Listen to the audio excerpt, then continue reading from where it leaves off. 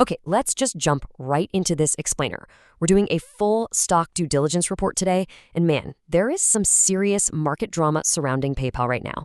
We'll be looking at everything from their core financial health to the huge structural risk factors that are completely shifting market sentiment. So here's our game plan for today. We'll start with the massive $53 billion rejection, look at their e-commerce juggernaut status, check up on their financial health, dive into the bear case risks, and finally, look ahead to the highly anticipated July earnings referendum. All right, kicking things off with part one, the $53 billion rejection. $53 billion. That's a lot of zeros, right? On July 15, 2026, the payments company Stripe, along with private equity firm Advent International, slapped that massive offer on the table to buy out PayPal outright. And to put that into perspective, this wasn't some casual tire kicking. It was backed by roughly $50 billion in committed bank debt, with the two buyers planning a 50-50 ownership split. Consider the timeline here. It moved at absolutely lightning speed.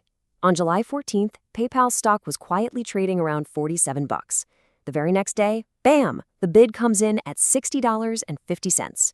But by July 21st, PayPal's board officially rejected the offer, calling it inadequate.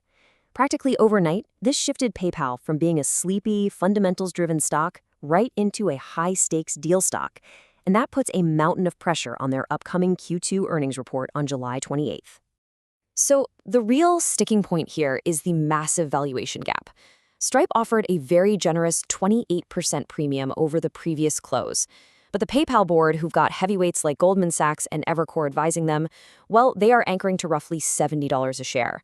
And honestly, that $70 figure isn't completely out of thin air.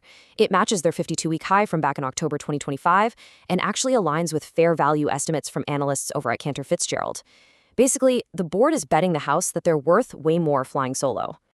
Which brings us right into part two, the e-commerce juggernaut. To really understand why Stripe is so hungry for this buyout, we gotta look at market share. Despite this whole narrative that competition is eating their lunch, PayPal still completely dominates with an estimated 43 to 45% share of the global online payment processing market. They are vastly outpacing Stripe, which is sitting back at around 18 to 20%.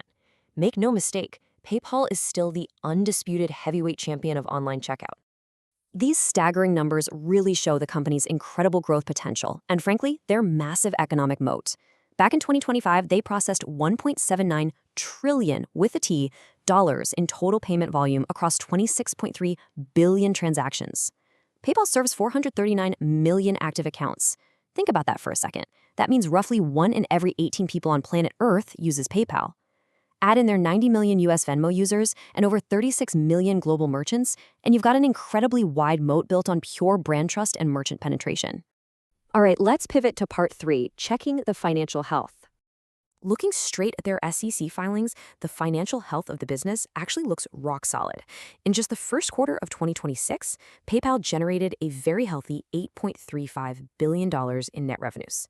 But what really matters is they translated that into an operating income of nearly $1.49 billion on a GAAP basis and a bit over $1.5 billion non-GAAP. Honestly, they are a pure cash-generating machine. And here's where it gets even more interesting when looking at their returns strategy. In Q1 2026 alone, the company handed back $1.5 billion to stockholders by repurchasing roughly 34 million shares. Zoom out to the trailing 12 months, and that hits a massive $6 billion in buybacks. This is classic behavior for a mature company shifting its capital allocation toward aggressive shareholder returns. Operationally, you just can't deny the momentum. They're sitting on $1.7 billion in adjusted free cash flow for the quarter, so their liquidity is unquestionable. But the absolutely vital metric here is the slight re-acceleration in their branded checkout volume. It grew 2%, up from just 1% the previous quarter.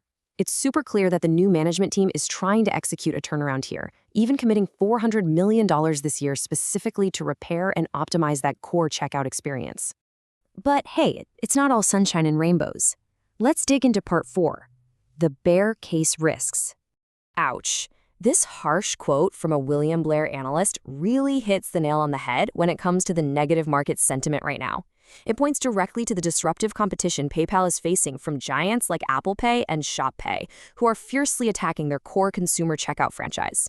The bears are basically arguing that PayPal's branded offering, which drives over half their profit, is rapidly losing its relevance. The uncomfortable arithmetic regarding their valuation metrics is pretty stark. 43 polled analysts have an average target price of $52.42. The catch? That's actually lower than the $55.51 spot price the stock was trading at in late July. So what you should take away from this is that the broader market is literally only paying a premium right now because of that buyout offer. Stripped of the M&A hype, Wall Street values the standalone core business lower. And then you have to layer on these core structural risks. First, there's a pending investor lawsuit from Levi and Korsinski alleging management misled investors on branded checkout growth. Then you look at their PYUSD stablecoin, which is arguably the specific asset Stripe was thirsting after. It actually shrank from a $4.1 billion peak down to $2.9 billion. That's just 1.4% of the market. Oh, and even if they somehow agree to a deal, any M&A activity would face a grueling 12 to 18-month antitrust review. So yeah, if these talks completely collapse, the downside risk is very, very real. Which all leads us to part 5, the July earnings referendum. Let's break down your exact risk and reward as an investor going into this. If the deal totally dies and earnings disappoint, we could be looking at a deep bear plunge back down to the $38 to $42 range. If Stripe simply walks away, the stock probably loses its deal premium and drops back to the $47 pre-bid level. But if the board pulls off a win, either by dropping incredible earnings that prove they're worth that $70 valuation, or if a shiny new bidder emerges, well, then you've got some significant upside from current levels. Now, counterintuitively, their own forward guidance tells us exactly what not to look at, because they're already forecasting a 9% decline in non-GAAP earnings per share for Q2. That headline EPS number, yeah, that's actually not what you should be paying attention to when July 28th rolls around. So what actually matters? Well, a third consecutive quarter of accelerating online branded checkout volume is literally the strongest card the board can play right now. They also desperately need to show growth in transaction margin dollars, because at the end of the day, that's the real profitability line that a buyer is underwriting $50 billion of debt against. Seriously, these are the only numbers that can legally and logically justify the board tearing up a $53 billion check. Ultimately, as this earnings print approaches, we have to ask ourselves one final critical question based on all this due diligence. Does PayPal actually have the fundamental data to prove they are worth $70 a share on their own? Or is this simply the most expensive poker bluff in e-commerce history? I guess the numbers will reveal the truth. Thanks for joining me for this explainer, and definitely keep your eyes glued to that earnings print.